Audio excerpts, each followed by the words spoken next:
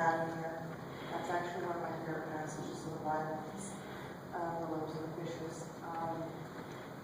Like I said, my name is Belinda Lopez Rickett. I'm the founder and CEO of the Bakersfield Burrito Project.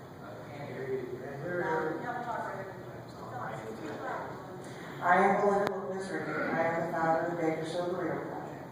How I started the Bakersfield Burrito Project is an interesting story. Not a lot of people know it. As you know, we're here every Sunday, so people get busy and they don't take time to ask, or I don't share. But what happened is, back in 1998, there was a rainstorm back in May of '98. I don't think you remember it, most of you may have. It rained a lot. It flooded Bakersfield a little bit. 2 apartment complexes were completely flooded. Mine was one of them.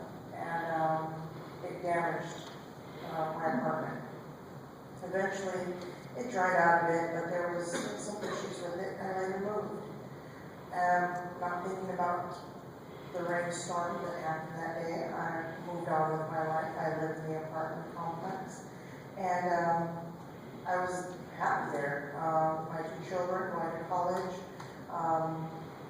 and making a life of my own as a single mom. I was granted a Section 8. I don't know if you guys know what that is, but that's for low-income housing. People get subsidized housing. So I was able to move from a 2-bedroom apartment to a 3-bedroom apartment. I thought this was a blessing because here I am in college trying to make things work as a single mom. And shortly after that rainstorm came back and bit me again. Because of that rainstorm and the damage that it caused years and years ago, the apartment complex we lived in had to be condemned. There was toxic mold building up in the walls and the roof, and the entire complex was addicted. So I packed up my children, my stuff, all the belongings I could to a new home. And on the very last day that we were to stay there, we were granted our deposit check. And we vacated, and I had nowhere to go with 2 children and a new home for the son. This was very difficult for me. So, me and my children went to a motel. It was called the Tower Motel because I refused to sleep on the street with my kids. And I vowed that I would find a place to stay, a stable place for my kids that would not be taken away from me by toxic mold or anything else. I found a place. It took me a whole month to find a place to live. And school had started. So I was commuting my children on the bus because I lost my vehicle during that time too. It was just like a bad time for me. I used all the money that I had saved up. And we were very broke. We were very hungry. And we were fortunate to have help from other people and my family. Not a lot of people have that luxury of having someone to help them out. And I always felt that it was important for me to give back. So after I had remarried and we purchased a home, and I was very happy with this home, very happy with my life, my new life. We started feeding homeless people in the park. And we went to Mill Creek Park with burritos. I had found something out online about a new type of organization called the Burrito Project. It started in LA with a bunch of kids on this drag bikes and handing out burritos to homeless people. And I thought, well, I can make burritos. I know how to make burritos. I've been making them for years. So I made some burritos, and I encouraged my husband at the time to help me out. He was reluctant. He didn't want to get in trouble for feeding people on the street. He said, we'll just sit at the park and have extra burritos and have a picnic, and whoever wants to join us can.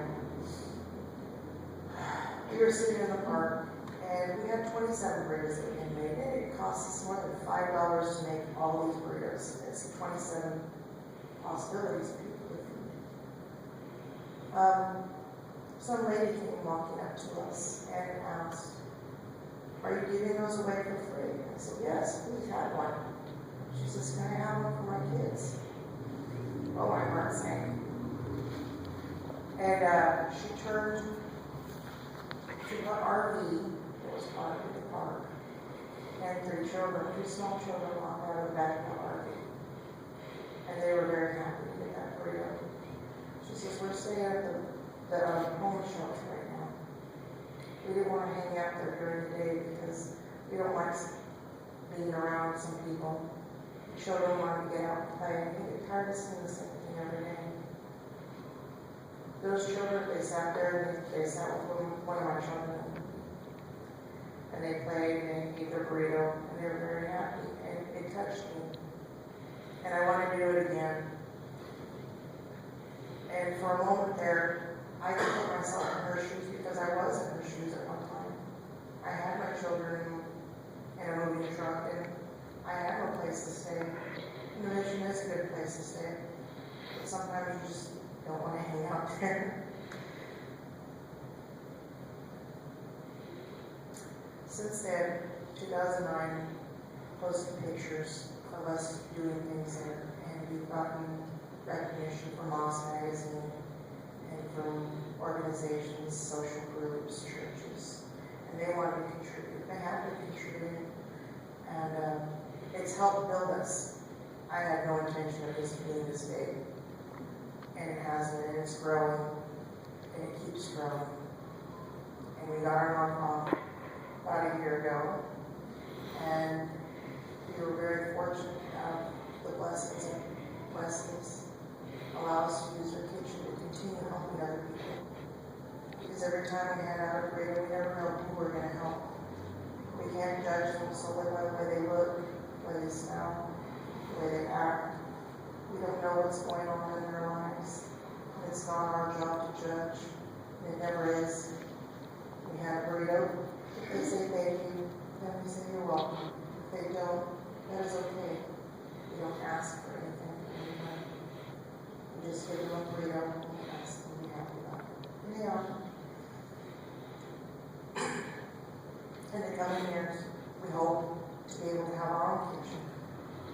We love sharing a kitchen. You guys had it working. It's not that we don't want to be here. We enjoy your company. The ladies here are always nice, pleasant, gracious, and very welcoming, and we appreciate that. We hope to get a taco truck so we can prepare food more right there where people are at and they need it. Coming up, we have things that we're going to, fundraisers that we're having. And I'm not sure what else I need to say about this, but we've come a long way since the 27 burritos that we've had. We've come a long way from 2 volunteers to 25 plus. And each time we come out there and we have someone out, we have new people out. And I don't know, some of you may know me that if I do meet you and I know your face, I will always know you and I will always know your face. Even if it's years later, I have this strange ability to recognize people at times. And there's times when I'm feeding homeless people. And I've got them back in 2010, 2009, 2011, and I would still call them by their first name. And I would say, "I'm happy to see you. I haven't seen you in years." And they're very astonished that I remember their name. And I tell them why. It's because you are important, and everyone here is important. Thank you for allowing me to speak. Thank you for helping me. And thank you for helping the Burrito Project.